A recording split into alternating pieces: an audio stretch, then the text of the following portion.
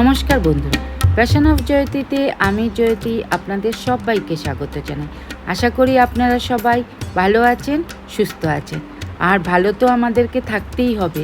বাইরে যা গরম পড়েছে, মানে শরীর খারাপ হয়ে যাচ্ছে সবাই। তাই যথাসম্ভব আপনারা সবাই যতটুকু পারেন ঠান্ডা খাবার চেষ্টা করবেন আর ভালো থাকবেন।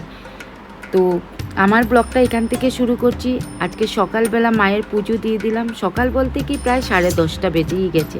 তাই 10:30 নাগাদ মায়ের পুজো দিয়ে দিলাম। পুজো দিয়ে তারপর আমি রান্নাঘরে ঢুকলাম। তো মায়ের পুজো দিতে যাওয়ার আগেই আমি মাছগুলোকে ভিজিয়ে রেখে গেছিলাম, যেহেতু শুভ সকালবেলা মাছ ভাজা আর ডাল দিয়ে খেয়ে গেছে। তো ও খেয়ে অফিসে যাওয়ার পরেই আমি মায়ের পুজো দিতে গেলাম। তারপর আমি রান্নাঘরে আসলাম।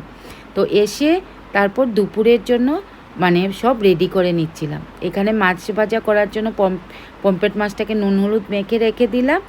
আর এখানে মাছের ঝোলের জন্য কাতলা মাছটাকে নুন হলুদ মেখে রাখলাম। আর তার সঙ্গে আলু, বেগুন আর আমটাকেও কেটে নিলাম, কারণ মাছের ঝোল করার জন্য আমি আলু, বেগুন আর কাঁচা আম দিয়ে মাছের ঝোলটা করব। আর তার সঙ্গে আমি একটুখানি মসুর ডাল বসিয়ে দিলাম প্রিন্সেসের জন্য, কারণ আমাদের জন্য অরহর ডাল আছে, যেটা কিনা আমি গতকাল আম দিয়ে করেছিলাম। তো যেহেতু প্রিন্সেস আম দিয়ে টক ডালটা খায় না, টক ডালই খায় না ও, তাই ওর জন্য অল্প করে মসুর ডাল, মাছ ভাজা, আলু ভাজা আর ভাত করে নিচ্ছিলাম। আর আমাদের জন্য হচ্ছে গিয়ে মাছের ঝোলটা, যেটা আমি দুবেলার জন্যই করে নিচ্ছি। আর অরহর ডালটা তো কালকের আছেই, আর তার সঙ্গে সবজিটা গতকালেরই আছে, তাই আর করতে হবে না। তো এদিকে আমি মাছের ঝোলটা বসিয়ে দিয়েছি। আর অ্যাকচুয়ালি যেটা আমি বলছিলাম, আমার আজকে সব দেরি হয়ে গেছে, কারণ আমার যে হেল্পিং হ্যান্ড সাবিত্রী দি, সে 15 দিনের জন্য ছুটিতে গেছে।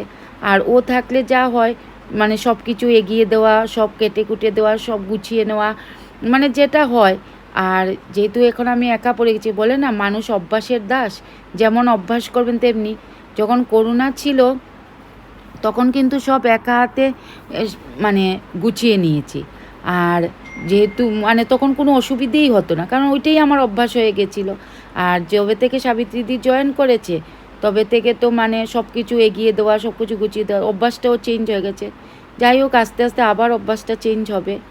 তো এখানে আমি মাছের ঝোলের জন্য আলুটাকে আগে ভেজে নামিয়ে নিয়েছি, আর এখানে বেগুনটাকেও ভেজে নিচ্ছি। তাই আমার রান্নাঘরে ঢুকতে আজকে দেরি হলো। সকালে সব কিছু টিফিন করা, সব কিছু করে তারপর পুজো দিয়ে রান্নাঘরে ঢুকলাম। আর বাইরে যা রোদ, মনে হচ্ছিল কখন রান্নাটা শেষ হবে আর আমি বেরোবো। যাই হোক, এখানে বেগুন ভাজাটা আমার হয়ে গেল। আর এখন আমি ফোড়নে দিয়ে দিলাম মেথি আর তেজপাতা। এই গরমকালে না আমরা প্রায়ই এই আমের ঝোলটা খেয়ে থাকি, খুব ভালো লাগে, টক টক মিষ্টি মিষ্টি লাগে, তো বেশ ভালো লাগে। তো মেথি তেজপাতা ফোড়ন দেওয়ার পর আমি মশলার মধ্যে এখানে জিরে গুঁড়ো আর হলুদ গুঁড়ো, নুন আর কাঁচা লঙ্কা গোটা দিয়ে মশলাটাকে ভালো করে কষিয়ে নেব। এই তরকারিটাতে না বেশি মশলা লাগে না, পাতলা ঝোল হয়, তো শুধু জিরে গুঁড়ো, হলুদ গুঁড়ো আর নুন আর লঙ্কা দিলেই হয়ে যায়। তো মশলাটা কষিয়ে নেওয়ার পর আমি ভাজা আলুটাকেও এটার মধ্যে দিয়ে আলুটাকে ভালো করে মশলার মধ্যে কষিয়ে নিতে হবে, কারণ এইভাবে যদি না কষাই তাহলে টেস্টটা আসবে না। তাই আলুটাকে ভালো করে মশলার মধ্যে কষিয়ে নিয়ে একটু ঝোল দিয়ে আলুটাকে সেদ্ধ করে নিতে হবে।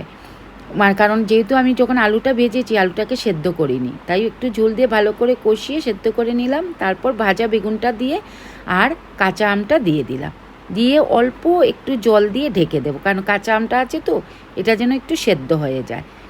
তো 2 থেকে 3 মিনিট ঢেকে দিয়ে ভালো করে, দেখুন মশলাটাও তখন বেগুনগুলোর মধ্যে ঢুকে যাবে।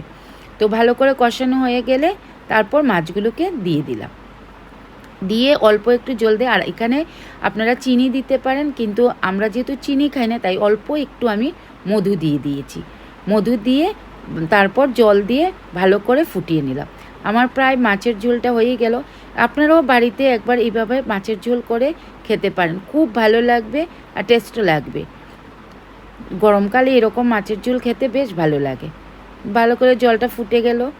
তারপর মাছের ঝোলটা হয়ে যাওয়ার পর আমি প্রিন্সেসের জন্য আলু ভাজাটা আর মাছ ভাজাটা ওদিকে করে রান্নাঘরটা গুছিয়ে নিচ্ছিলাম, কারণ সব কাজটা গুছিয়ে নিয়ে তারপর খেতে বসবো।